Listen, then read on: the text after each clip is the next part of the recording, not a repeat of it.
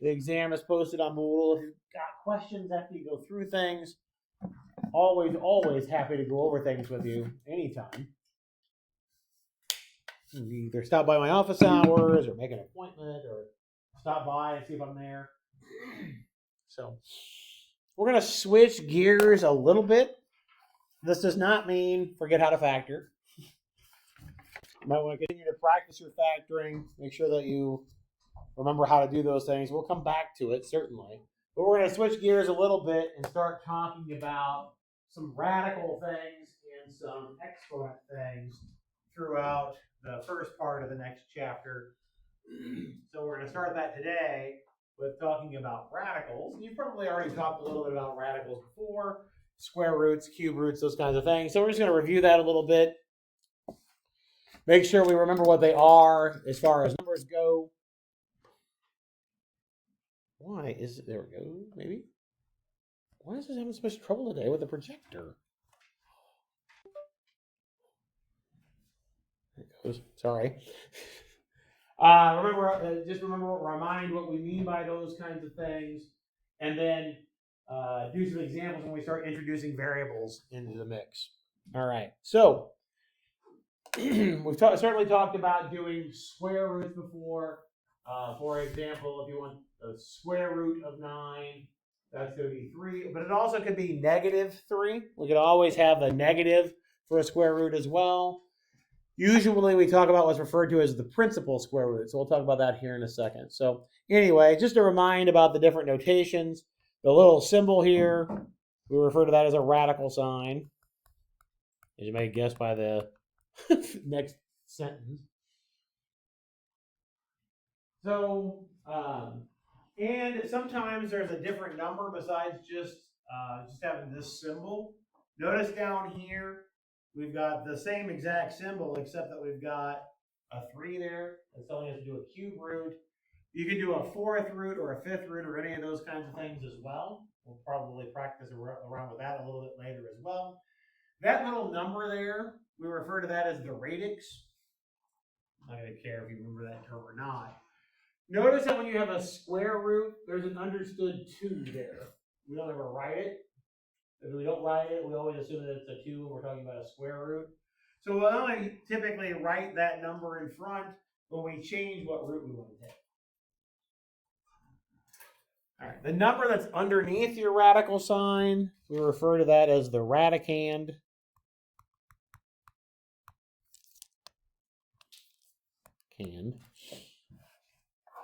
That's just the thing you're taking the root of. So when you have the whole expression, we call that a radical. The whole thing is called a radical. In this particular case, since we have the square root, we would refer to that as a square root. Sometimes you just say root as well. Sometimes if you hear me say root 16, I mean square root. Again, anytime that you have a radical that you're doing and you're not explicitly told what root it is, assume it's the square root. That's the big thing. All right. So notice the next sentence is just a little bit what I mentioned before. Every single number has 2 square root besides 0. 0 doesn't have square root. I have 2 of them. But every positive real number has 2 square roots. Every single one of them. One will be positive and one will be negative. That's because, remember, square root undoes squaring. It's the inverse of being squared, right? Well, 5 squared gives you 25. So one of the numbers that would be a square root of 25 is 5. However, -5 squared is also 25. So -5 is also a square root. Okay? So every single positive number has 2 square roots. One that's positive and one that's negative. So, for example, there are 2 square roots of 9, 3 and -3. There are 2 square roots of 64, 8 and -8. So when we use this symbol without any sign in front of it, we always assume we want the positive one. Okay? So if you want the negative one, you have to put a negative sign in front of it. So this is what we refer to as the principal square root. That's just the terminology for it. I'm making a big deal out of it. It's not that big of a deal. The idea is, though, that we, if you want the negative that also has the same square, then you have to put a negative in front of the square root. All right, so the next little bit talks about cube roots. And rather than me get long-winded talking about these things, let's just see if we can do some of these problems. All right. So let's look at the first one. We want the square root of 49. So what we need to look for here is perfect squares, and see, that's especially what we're going to do when we do some simplifying. Can you recognize a number that when you square it gives you 49? 7. So our square root of 49, or when we say square root of 49 is 7, we're a little bit lazy when we say it, because again, there are 2 square roots. But again, when we say square root of something, we typically mean principal square root of something. How about the second one? Is 9.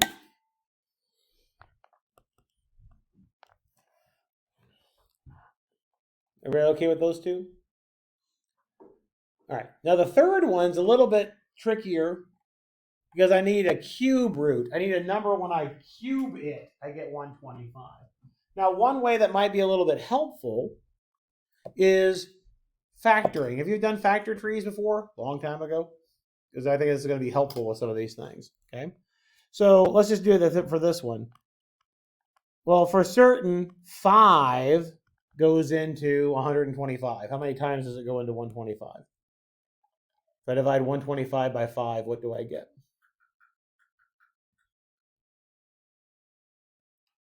Got calculators. What do you get when you take 125 and divide it by 5? You get 25? Good. Does 5 factor anymore? Can I break 5 up anymore?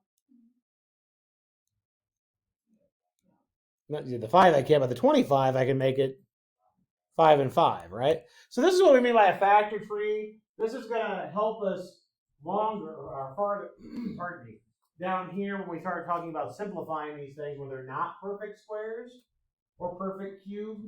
But notice that I have a 5 times a 5 times a 5. So our 125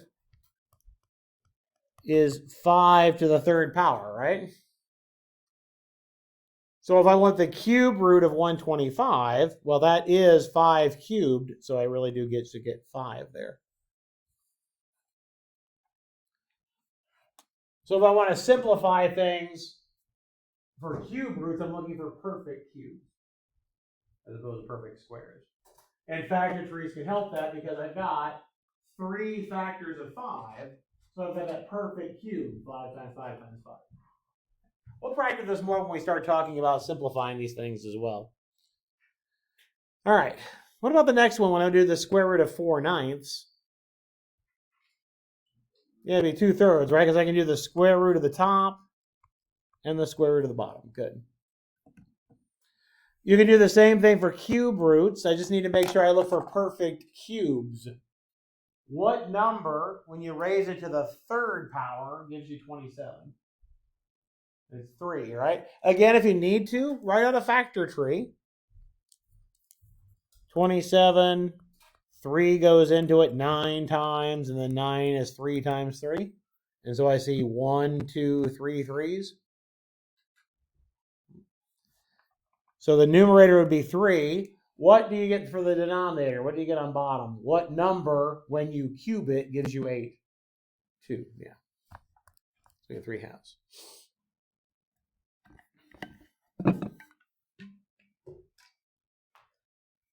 Those okay? All right. So we're going to use these ideas to help us simplify radicals. So when we're talking about simplifying radicals, we want to pull out, well, for square roots, we want to pull out all the perfect squares that we can. For cube roots, we want to pull out all the perfect cubes that we can. There's a couple of approaches to this. My guess is you'll probably prefer the factor tree approach, but let's just go through the two different ways we might do this. So let's look at square root of 20.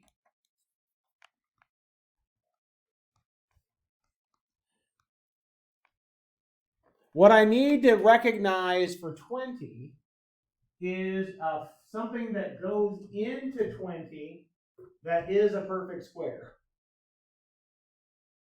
So remember we had that list of square tables? We had 1, 2, 3, 4, 5, 6, and so on. And you had the squares. And you had the cubes.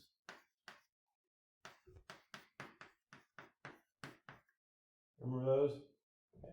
Do you see one of the perfect squares, so this column, that divides 20? We use the 4, right? The 4 works, right? So you can rewrite 20 as 4 times 5.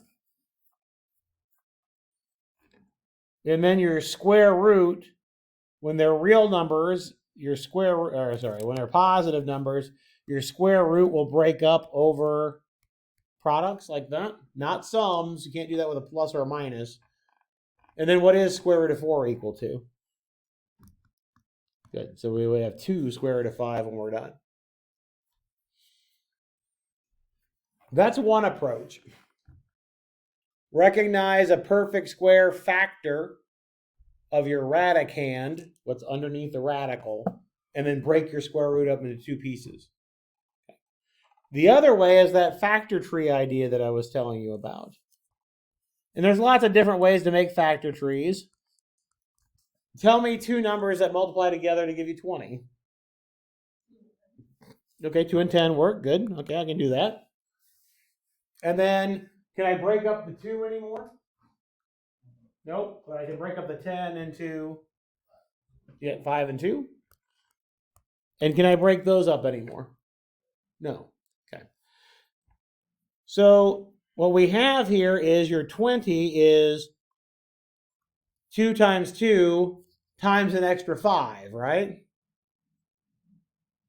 So if I do the square root of 2 times 2, I just get 2, don't I?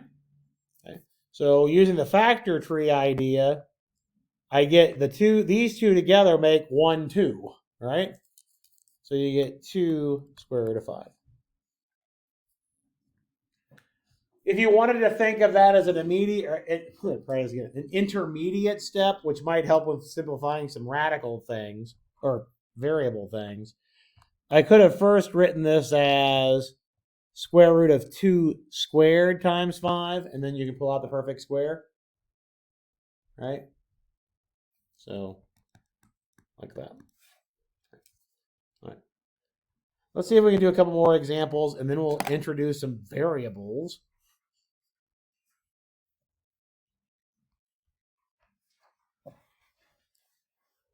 Square root of 75. Let's do both approaches, and then you can decide which one you like better, okay? It doesn't matter which approach you use. You can decide which one you like better, okay? So in 75, looking at my list here for 75, do you see a factor of 75 that is a perfect square? Do you see something that goes into 75 that is a perfect square? The 25 does, right? You can rewrite your square root of 75 as square root of 25 times 3.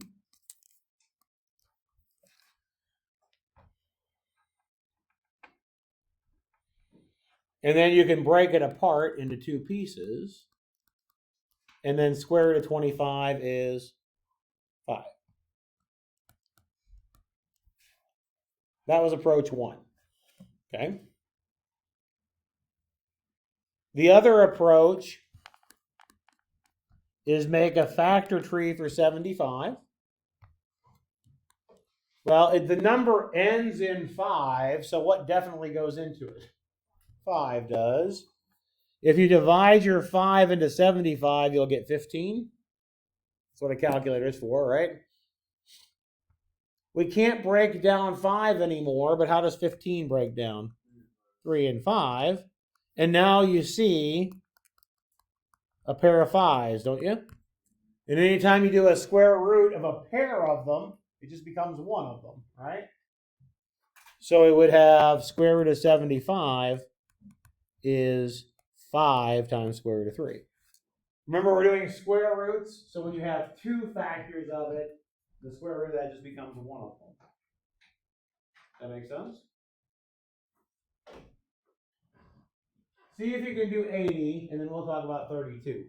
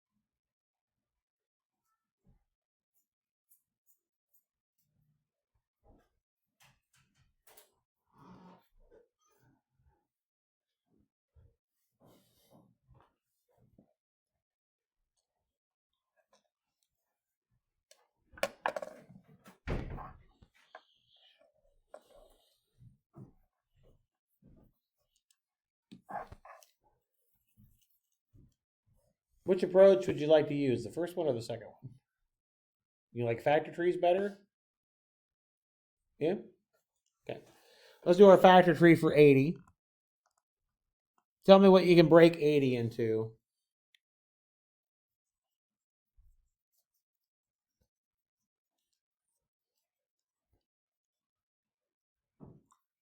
Doesn't matter where you start as long as it breaks up into 2 things. 40 and 2 works great. Fantastic. Thank you. Can you break up the 2 anymore? Nope, but you can break up the 40. Well, how can you break up 40? Yeah, 20 and 2. Good. Or 10 and 4. Either one work, right? Doesn't matter how you break it up as long as you break it up correctly. Again, the 2 doesn't break up. 20 is 4 and 5. Okay, we can do it that way. Can't break up the 5, but we can break up the 4 as 2 and 2, right? Yeah, we agree? Okay. So now we're doing the square root. Here's a pair of 2s. Here's a pair of 2s, right? So if I do square root of 80, what's going to go in front of the radical after we simplify? 4, good. Because both of the 2s, right? This one becomes a 2. This one becomes a 2, right? When we do the square root. 2 times 2 will give you 4. What's left under the radical? 5. Good. So we have 4 times the square root of 5.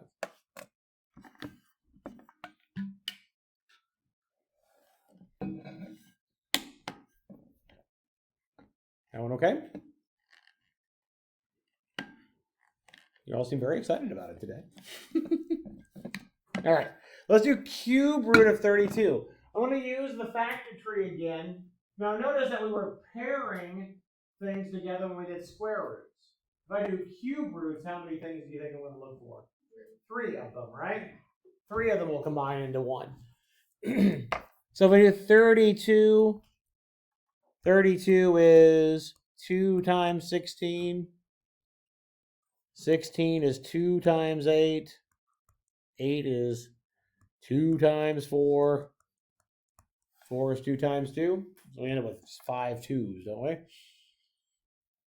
All right, but again, for cube roots, We got to combine all of them together into one. So what's going to go out in front of cube root of 32? Just a 2, because when I do the cube root of the 2 cubed, I'll get a 2. What's going to go under the cube root? Be 2 squared. Good. Be a 4, right? This all together goes underneath your radical.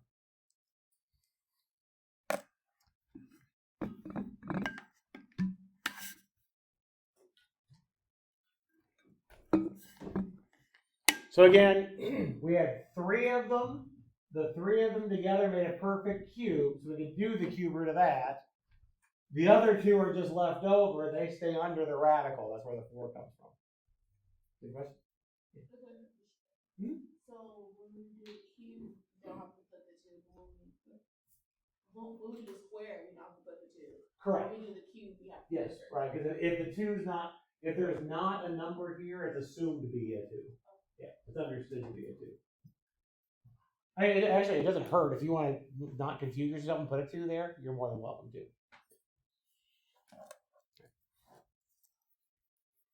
Any other questions on that one?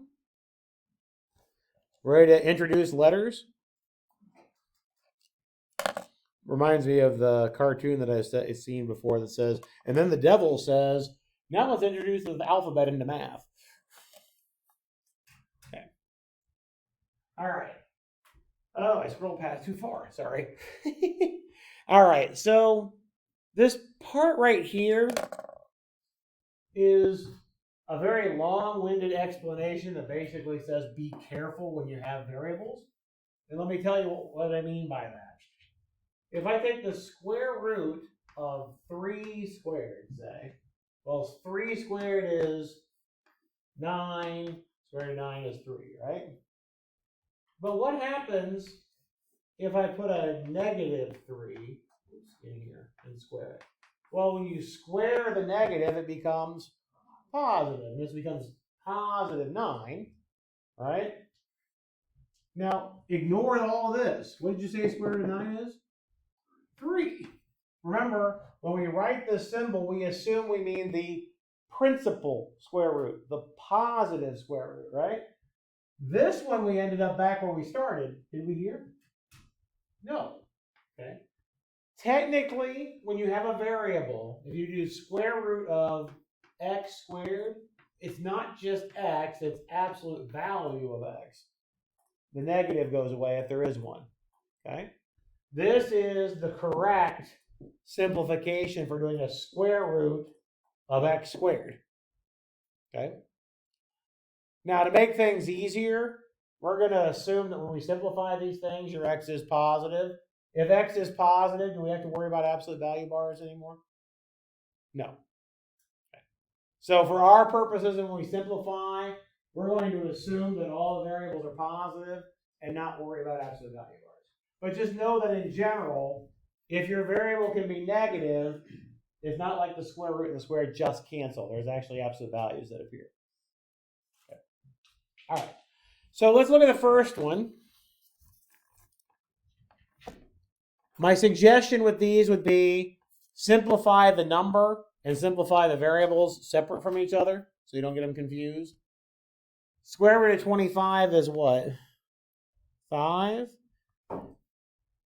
And then I want square root of x squared. Well, that's just x. Good. So we would get 5x.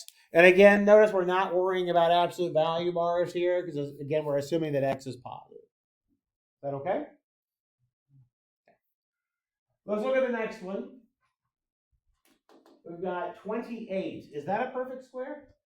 No. So I would probably go do that with a factor tree off to the side.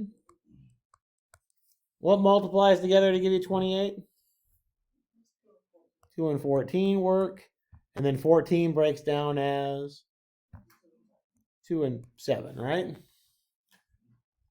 Do you see something that will give you a perfect square now? Yeah, that pair of 2s, right? That gives us a perfect square, doesn't it? Yeah. Okay. So when we're simplifying this radical, what number is going to go in front? A 2. Good. All right? A 2 will go in front. Under the radical, what number is going to be in there? 7. Okay. We pulled out the pair of 2's out of the radical, made a single 2. The 7 didn't get pulled out, so it's still under the radical. So that's just handling the numbers. We still need to handle the letters, right? Square root of x squared gives you x, right? How about square root of y to the 4th? Yeah, it's going to be y squared. Let's think about y. I wasn't trying to be funny, but let's think about y.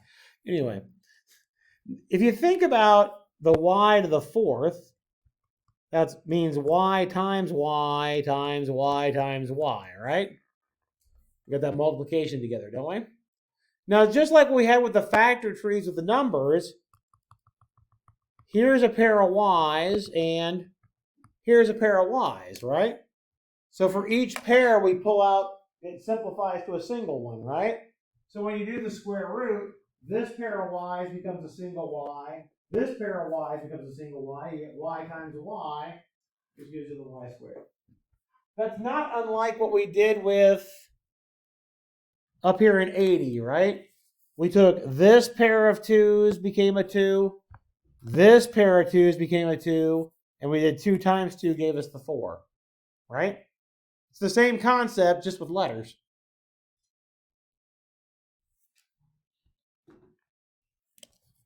Let's look at this third one. Is 18 a perfect square? 18, does something times itself give you 18? I don't think 18 is, right? Because you have 2 squared is 4, 3 squared is 9, 4 squared is 16, and then we go to 25. So again, I'd factor tree it to a 9, and 9 is 3 and 3. Again, if you need a calculator, use your calculator to do that. Please use your calculator to do that. All right, so for the number part, do you see a perfect square that you can pull out? Yeah, we'll pull out a 3, right? So in front, we'll have a 3. And under the radical, there will still be a 2. Everybody see that? You pull out a 3 because there's 2 3's in the factor tree. There's not another 2 to pair up with it, so this 2 still stays underneath. What about the x? Well, let's write, you don't have to write this out this way. But again, I like it because it looks like the factor tree idea. X cubed is x times x times x. Do you see a perfect square in there? Yeah, I see the x squared, right? So what's going to pull out in front? An x. And what's going to be left under the radical? Also an x, right? Just like what we did with the 3's, right? The 2 3's under the radical becomes a single 3 outside the radical, and we left the 2's and anything to pair with, right? The x squared becomes a single x when we pull it out of the radical. This doesn't have a mate, so it stays under the radical. All right. See if you can work on the next one, number 4, and then we'll talk about 5 and 6 together, and then I'll let you practice on some of these.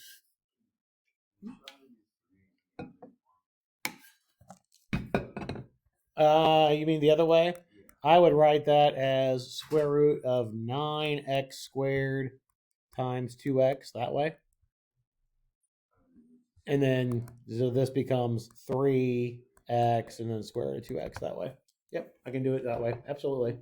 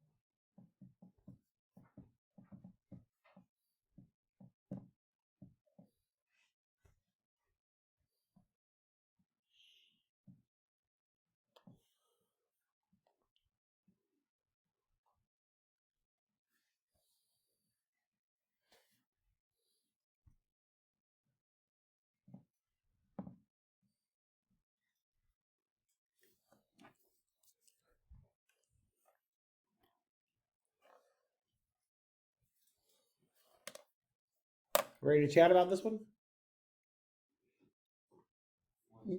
1 second. Sure, I can wait.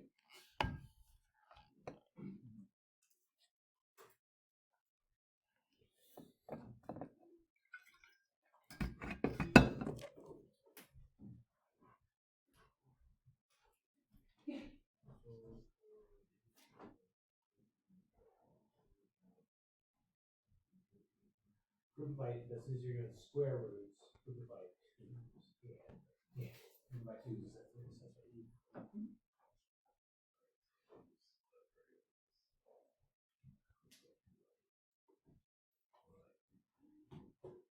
So group your threes and your twos. So those 2 threes become a 3, and those become a 2, and then multiply them. That'll become 6 out front. Yeah, there we go. Yep.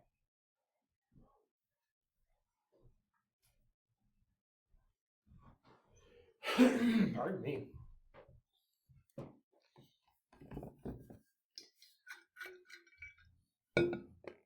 Ready to chat now? Good. All right. So let's look at the 72. Is 72 a perfect square? No. So either see what if you can find a perfect square factor of it, that's fine, or do a factor tree. Like I said, I kind of like the factor tree. 72 is 2 times 36, which is 2 times 18, which is 2 times 9, which is 3 times 3. Again, we're doing square roots, so we're looking for pairs. What pairs do you see? A pair of 2s and a pair of 3s. All right? The 2 3s together will make a single 3 when you pull it out. The 2 2s together will make a single 2 when you pull it out. When you multiply it, what do you get? 6? Good. So a 6 will go in front. What goes under the radical? What's left over? A 2. This 2 is all by itself, isn't it? They say 1 is the loneliest number, but in this case 2 is. Doesn't have a mate. So far, so good? All right, how about your variables? My goodness. X to, and if you need to, write them out. That's perfectly fine. We have x to the 4th. So how many pairs of x's do you see? Yep, so we've got 2 pairs of x's, so an x squared comes out in front. Good. How many pairs of y's do you see? Just 1, so what goes in front? Y. How many pairs of z's do you get? 3 of them, right? So what goes in front? Z cubed. Good. Because again, if we write out the z to the 6th, that means you've got 6 z's multiplied together. So 1, 2, 3 pairs of z's.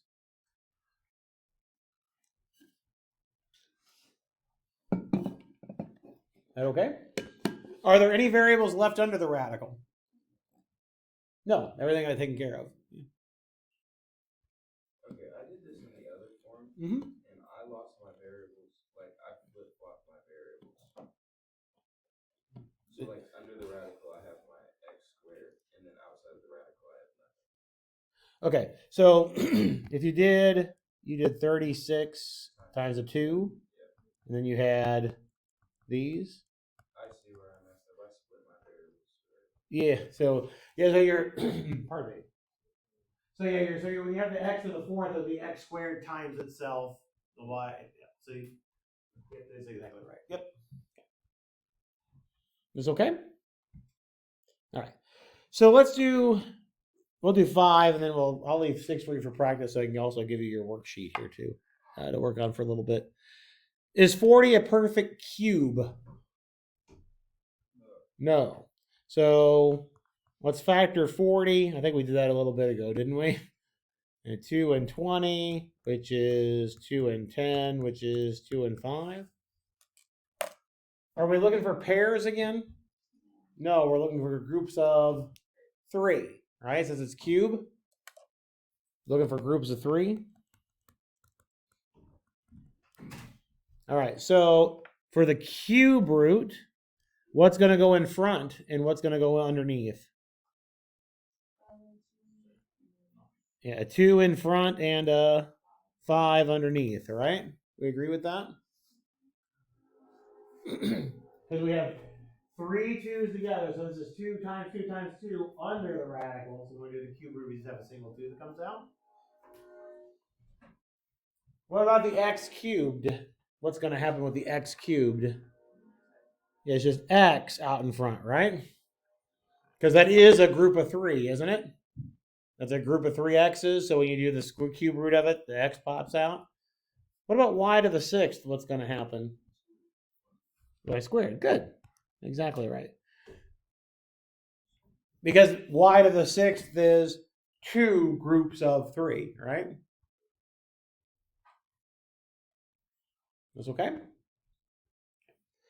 I'll leave the last one here for you for practice, as well as I'm going to give you this worksheet here. So go ahead and work through a few of these problems. And we'll go through some more of these on whatever day that is, on Monday, as well as get into some new stuff.